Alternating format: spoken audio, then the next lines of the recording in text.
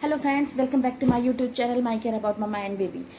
आपसे आज जिस टॉपिक पे मैं बात करने आई हूँ वो टॉपिक है कि 9वें महीने में एक प्रेग्नेंट लेडी को किन किन सावधानियों को बरतना चाहिए, क्या क्या बातें उन्हें ध्यान रखनी है और किन किन चीज़ों को इग्नोर करना है, क्या नहीं करना है। कुछ ऐसे पॉइंट्स लेकर आई हूँ जिन्हें अगर आप फॉलो करती हैं तो 9वें महीने में आके आपको कोई प्रॉब्लम नहीं होगी और आपका की प्रीमेच्योर डिलीवरी भी नहीं होगी। आप बिल्कुल स्वस्थ रहेंगे और आपका बच्चा भी बिल्कुल स्वस्थ रहेगा।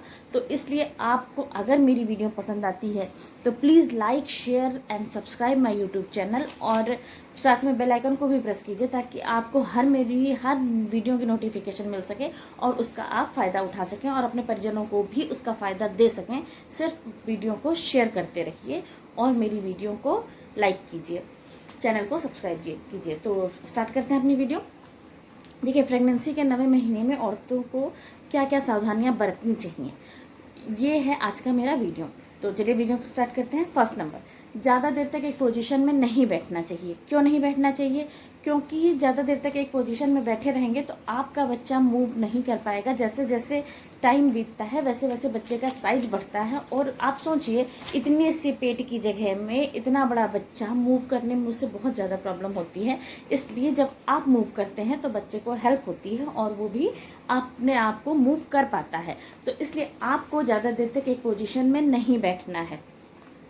सेकंड थिंग क्या है? सेकंड थिंग है कि ये बच्चे की हलचल को हर घंटे पर आपको नोटिस करना है कि आपका बच्चा पेट में मूव कर रहा है या नहीं कर रहा है, हलचल कैसी है। आपको ये हर घंटे पे नोटिस करना है। अगर आपका बच्चा 2 से ढाई घंटे 3 घंटे मूव नहीं करता है तो आप पानी पीजिए। पहले तो आप पानी पीजिए, खूब अच्छे से पानी पीजिए, उसके बाद वॉक करिए। अगर फिर भी आपका बच्चा मूव नहीं कर रहा है तो आप इमीडिएट डॉक्टर के पास जाइए और अपने आप को एग्जामिन कराइए, अपने डॉक्टर से मिलिए, कंसल्ट करिए कि ऐसी ऐसी बात है, मेरा बच्चा इतने घंटों से मूव नहीं किया है। मेरे साथ क्या हुआ, मेरे बच्चा जब मूव नहीं करता था मेरी फर्स्ट प्रेगनेंसी में तो मेरी मम्मी कहती थी कि आप मतलब पानी पियो, जितना ज़्यादा से ज़्यादा हो सके पानी पियो। मैं पानी पीती थी, थोड़ा सा वॉक करती थी, फिर मेरा बेबी मूव करने लगता था अपने आप। तो ये आपको एक इमरजेंसी कंडीशन है। अगर 2 से ढाई 3 घंटे आपका बच्चा मूव नहीं करता है तो इससे आपको फिर डॉक्टर से मिलना चाहिए। नेक्स्ट थिंग जो है कि लंबे समय तक आपको खड़े भी नहीं होना है।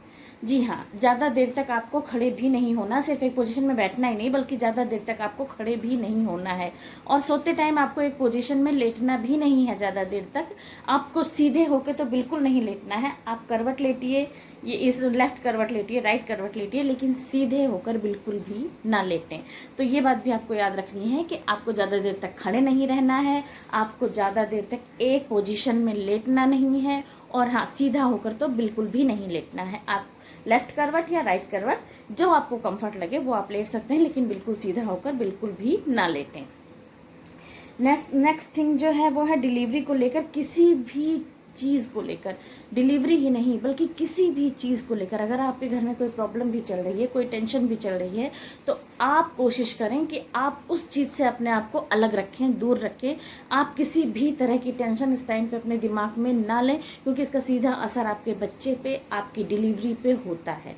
तो इसलिए आपको कोशिश यही करनी है कि आप किसी भी चीज़ की टेंशन ना लें, ख़ासतौर पे डिलीवरी को लेकर कि डिलीवरी कैसे होगी, क्या होगा डिलीवरी के टाइम पे, नॉर्मल होगी, ऑपरेशन होगा, क्या होगा। देखिए, जो होना है वो तो होगा ही होगा, इसलिए आपको टेंशन लेने की कोई भी ज़रूरत नहीं है।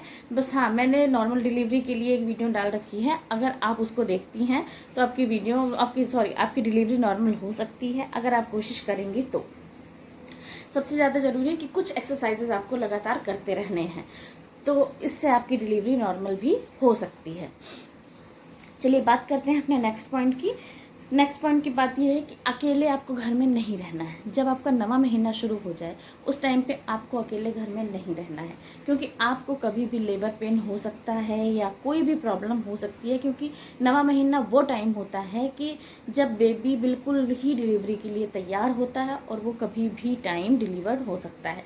तो इसलिए आपको 9वें महीने में घर पर बिल्कुल भी अकेले नहीं रहना है। मान लीजिए होना तो ऐसा नहीं चाहिए, लेकिन अगर आप कभी गिर जाते हैं या आपको इमरजेंसी आ जाती है, आपकी तबीयत कुछ बिगड़ जाती है, तो ऐसे में आपको बिल्कुल भी घर पे अकेले नहीं रहना है, किसी ना किसी के साथ रहिए। अगर आप सोते भी हैं तो भी अकेले आपको नहीं सोना है, किसी ना किसी के साथ सोना है, किसी ना किसी की निगरानी में रहना है, जिससे कि आपको कोई भी नुकसान या कोई भी खतरा ना रहे। बात करते हैं नेक्स्ट पॉइंट की। अगर पानी की थैली फट जाए या वाइट कलर का म्यूकस डिस्चार्ज हो, तो आपको सबसे पहले इमीडिएट डॉक्टर से मिलना है। जब ये मेरा बेटा हुआ छोटा, तो क्या हुआ मेरे साथ कि पूरी रात मुझे वाटर ब्रेक हुआ, और मतलब पूरी रात समझिए पानी गिरता रहा। तो मैं पैड लगा के थी, मेरी हस्बैंड की नाइट शिफ्ट थी, वो ड्यूटी पे गए थे और सास थी मेरे साथ। तो मैंने उनसे बताया, तो वो बोली कि हो सकता है ऐसे ही कुछ हो।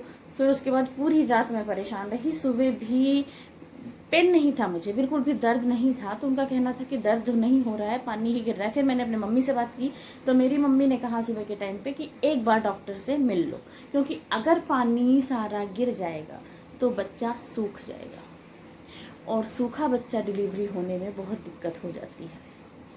इसलिए इमीडिएट जाके डॉक्टर से मिलो। और मैंने वही किया, मैं डॉक्टर के पास गई। डॉक्टर ने कहा पानी सारा गिर गया है, आपका बच्चा सूख रहा है, अब मुझे इमीडिएट आपकी डिलीवरी करवानी होगी।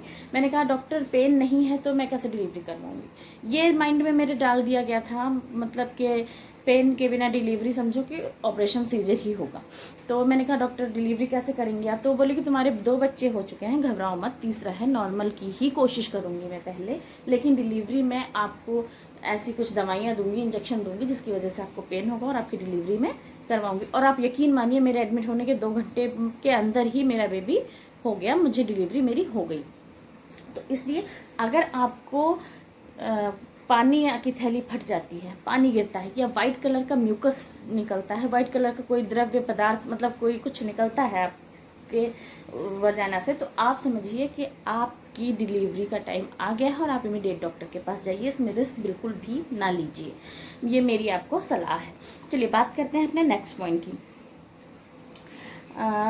आपको हल्का हल्का वॉक और एक्सरसाइज करते रहना है बराबर 9वें महीने में। आप सुबह शाम थोड़ा बहुत चलते रहिए, सिर्फ सुबह शाम नहीं, आप मतलब थोड़ी थोड़ी देर पे थोड़ा बहुत चलते रहिए, छोटी छोटी एक्सरसाइज, जैसे सीढ़ियाँ चढ़ना उतरना, आराम आराम से, जल्दी में नहीं, बहुत आराम आराम से सीढ़ियाँ चढ़ना उतरना और घूमते रहना।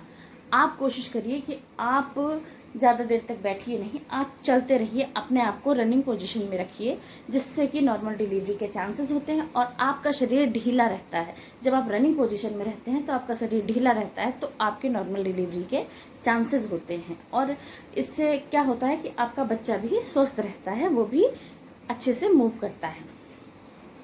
नेक्स्ट थिंग जो है, नेक्स्ट पॉइंट जो है हमारा, वो ये है कि आपको पानी अच्छे से पीते रहना है। जी हाँ, पानी पीते रहना बहुत ज़रूरी है। जैसा कि मैंने आपको पहले भी बताया कि मेरा बच्चा मूव नहीं कर रहा था, तो मेरी मम्मी ने कहा पानी पियो, अच्छे से पानी पियो, और फिर मेरा बेबी मूव करने लगा।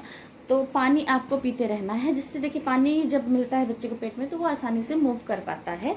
और जब हमें अल्ट्रासाउंड भी कराना होता है तो डॉक्टर बोलते हैं अच्छे से पानी पी के आओ, खूब अच्छे से पानी पी के आओ। तो इसका यही मतलब है कि अच्छे से पानी पीने पे बच्चा पेट में अच्छे से मूव करता है। तो इसलिए आपको पानी पीते रहना है, जिससे आपको डिहाइड्रेशन ना हो। सर्दी का मौसम हो, गर्मी का मौसम हो, आप पानी पीजिए। अगर सर्दी का मौसम है तो थोड़ा सा गुनगुना पानी पीजिए, गर्मी का मौसम है तो आप नॉर्मल भी पी सकते हैं, लेकिन हाँ बिल्कुल ठंडा या बिल्कुल गर्म आपको कुछ भी नहीं लेना है 9वें महीने में। क्या आपको प्रेगनेंसी शुरू होने से डिलीवरी तक बिल्कुल ठंडा या बिल्कुल गर्म आपको नहीं लेना है। तो ये कुछ ऐसे पॉइंट हैं जो मैंने आपके साथ शेयर किए, जिसको आप अगर 9वें महीने में फॉलो करते हैं तो आपकी डिलीवरी बहुत ही अच्छी और आरामदायक होगी। आप भी स्वस्थ, आपका बच्चा भी स्वस्थ रहेगा। तो अगर आपको वीडियो पसंद आती है तो प्लीज़ लाइक कीजिए, शेयर कीजिए, और अगर चैनल पे नए हैं तो मेरे चैनल को सब्सक्राइब कीजिए, और साथ में बेल आइकन को भी ज़रूर प्रेस कीजिए, जिससे आपको मेरी हर वीडियो की नोटिफिकेशन मिल सके और आप मेरी वीडियो का फ़ायदा उठा सके। थैंक्स फॉर वॉचिंग, मिलते हैं नेक्स्ट वीडियो में।